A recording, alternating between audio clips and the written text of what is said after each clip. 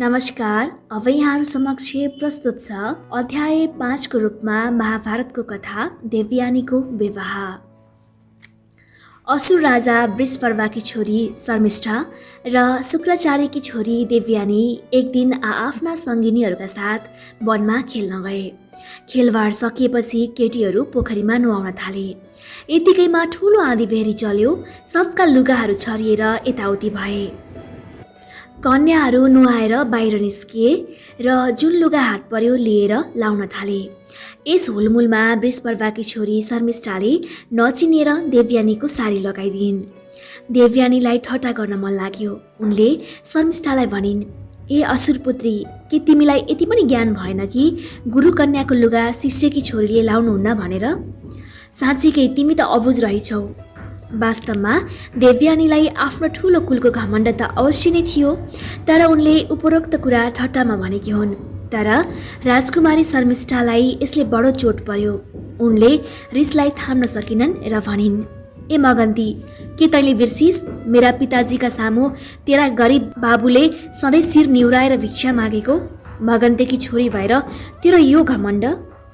ए बाहुनी, सम्झिराखेस् कि म त्यस राजाकी छोरी हुँ जसको गुण मानिसहरू गाउँछन्, र त त्यस गरिब ब्राह्मणकी छोरी होस् जो मेरा पिताले दिएको खान्छन्। यो नसम्झे कि आफू ठुलो कुलकी छु भनेर। म त्यस कुलकी हुँ जो दिन जान्दछ, लिन जान्दैन। त त्यस कुलकी होस् जो भिक्षा मागेर निर्वाह गर्छ। एउटा गरिब ब्राह्मणको यो मजाल कि मलाई सभ्यता सिकाउने? धिक्कार छ तलाई र तेरो कुललाई। यस प्रकार असुरराज कन्या देवयानीमाथि जाइलागी। उसको तीखा शब्द बाण देवयानीले सहन सकिनन्। उनी पनि क्रोधित भइन्। राजकन्या र गुरुकन्याका बीच धेरै बेर तत्त र मम भयो। अन्त्यमा पिटापिट हुने नौबत आयो। ब्राह्मणकी छोरी असुरराज कन्यासँग के भनेर टिक्न सक्थे? शर्मिष्ठाले देवयानीलाई निकै कडा थप्पड हानेर उसलाई एउटा अन्धो इनारमा धकेलिदिए।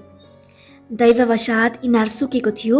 देवयानी मरिहाले भनी ठानेर असुर कन्याहरू महलतर्फ फर्के। इनारमा खस्नाले देवयानीलाई निकै चोट लाग्यो। इनार गहिरो थियो, त्यसकारण ऊ छटपटाएर इनारमा बसिरहे। संयोगवश भरत वंशका राजा ययाति शिकार खेल्दै त्यहाँ आइपुगे। उनलाई प्यास लागेको थियो र पानी खोज्दा खोज्दै त्यस इनार नजिक पुगे। इनारभित्र हेर्छन् केही प्रकाश जस्तो देखियो। एकदम आश्चर्यचकित परे। इनारभित्र उनले पानीको साँटो एक तरुणीलाई देखे। उसको कमलो शरीर आगो जस्तो तेजिलो थियो। उसबाट सौन्दर्यको प्रकाश फुट्ला जस्तो थियो। तरुणी, तिमी को हौ? तिमीले त गहनाहरू लगाएकी छौ। तिम्रा नङ्ग्राता छन्। तिमी कसकी छोरी हौ?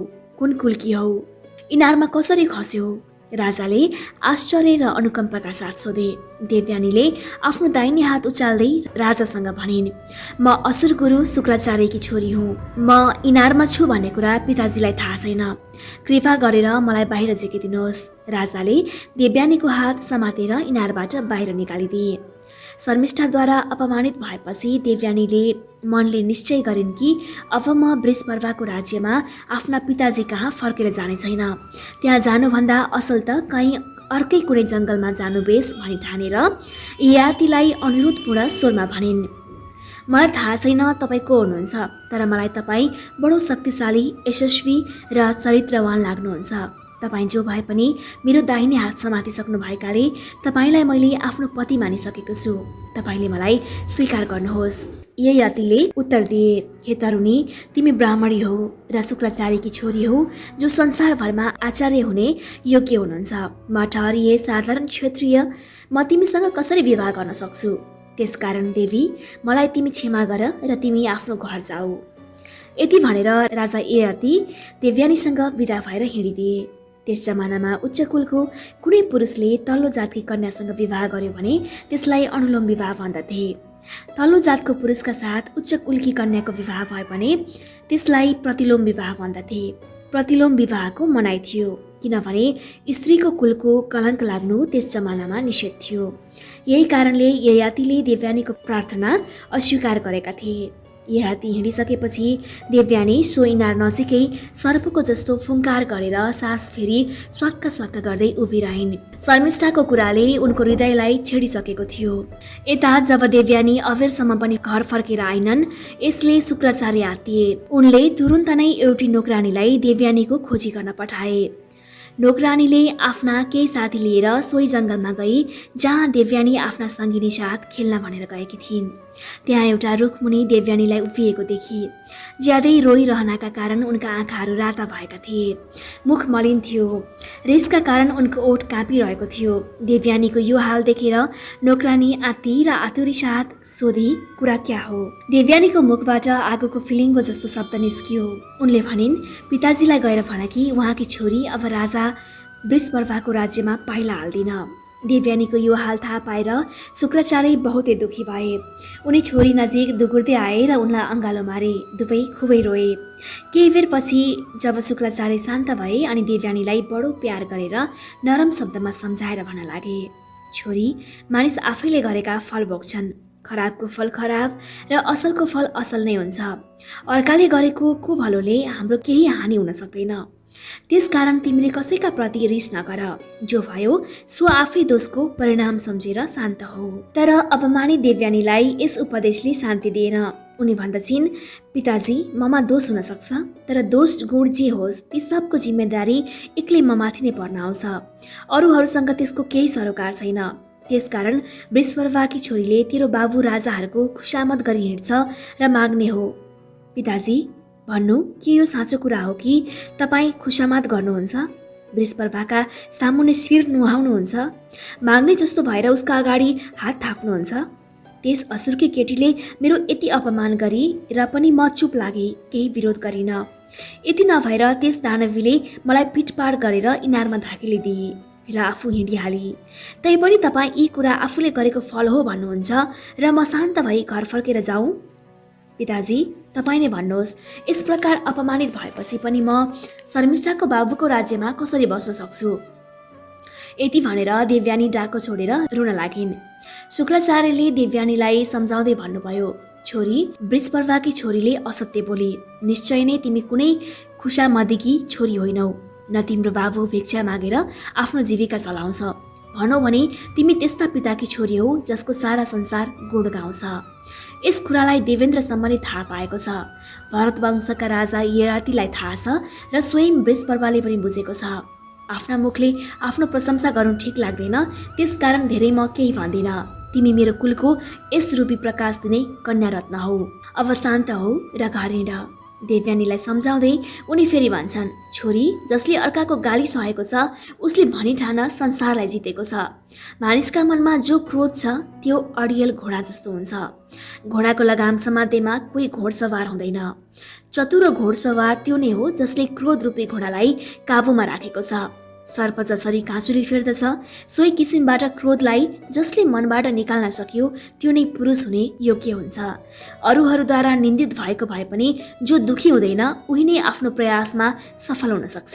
प्रत्येक महिनामा यज्ञ गर्दै 100 वर्षसम्म दीक्षित हुने भन्दा बढी श्रेय उसले नै पाउँछ जसले क्रोधमाथि विजय प्राप्त गरेको छ। जो प्रत्येक कुरामा रिसाउँछ उसलाई के नोकर, के मित्र, के पत्नी, के भाइ सबले छाडेर जान्छन्। धर्म र सत्यताले त एकदमै त्यसको सङ्गत छाडिदिन्छ। विचारवान मानिसले बालकहरूको कुरामा ध्यान दिँदैनन्। यी कुराहरू सुनेर देवयानीले बडो नम्र भएर भनिन्, पिताजी, म उमेरमा सानी छु, तापनि धर्मको मर्म म पनि बुझ्दछु। क्षमा ठुलो धर्म हो भन्ने कुरा मलाई थाहा छ, तर जुनमा सील छैन, जसले कुलको मर्यादा चाल पाएको छैन, त्यस्ताका नजिक बस्नुपर्ने कहाँको धर्म हो?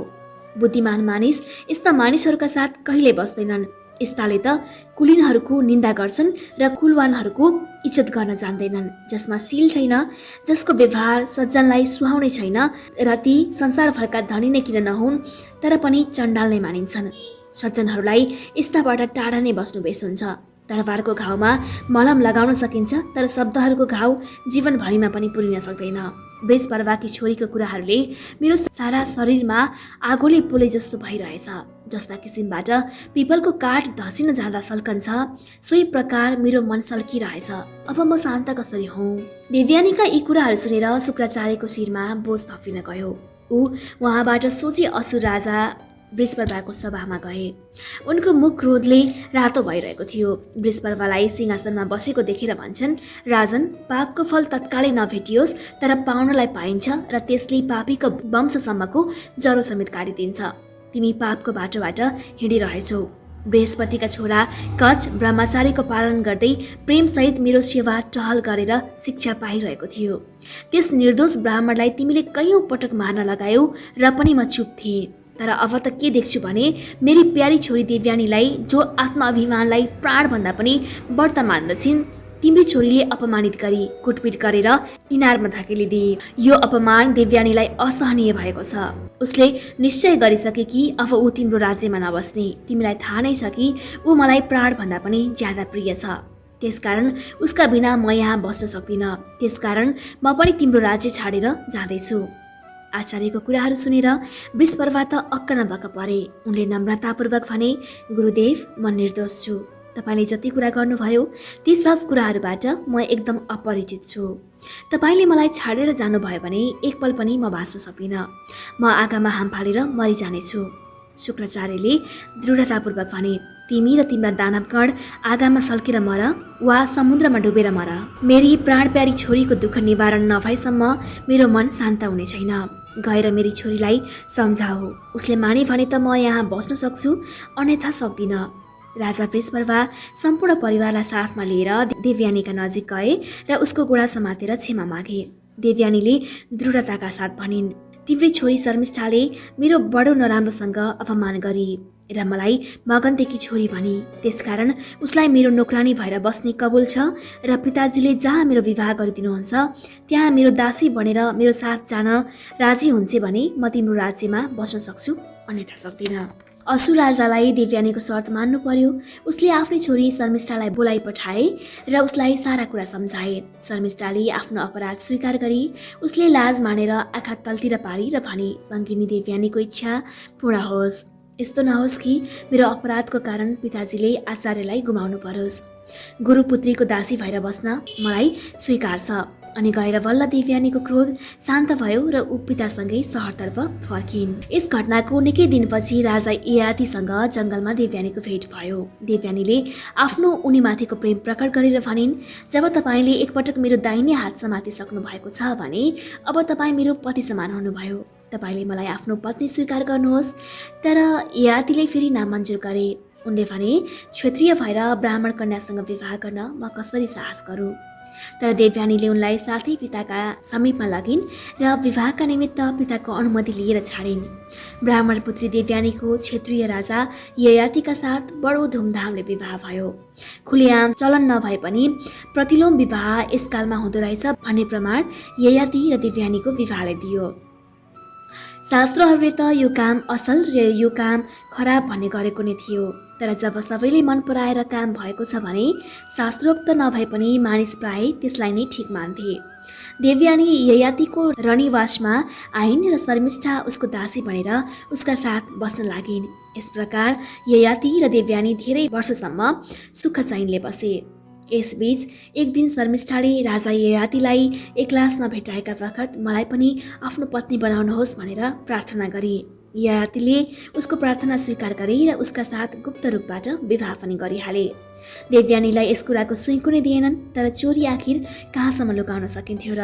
देवयानीलाई यस कुराको पत्ता लागि नै हाल्यो कि शर्मिष्ठा उसकी सौता भइसकेकी रहेछ।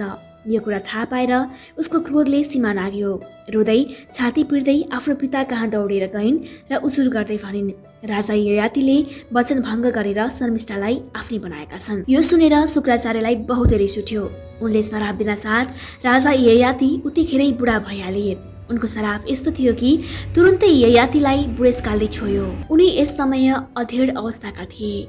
उनको जवानी नसकिँदैमा बुढौली आइहाल्यो। उनी शुक्राचार्य छेउ दगुर्दै गए, क्षमा मागे र श्राप मुक्तिका निमित्त अनुनय विनय पनि गरे। शुक्राचार्यलाई उनको हालत देखेर दया लाग्यो।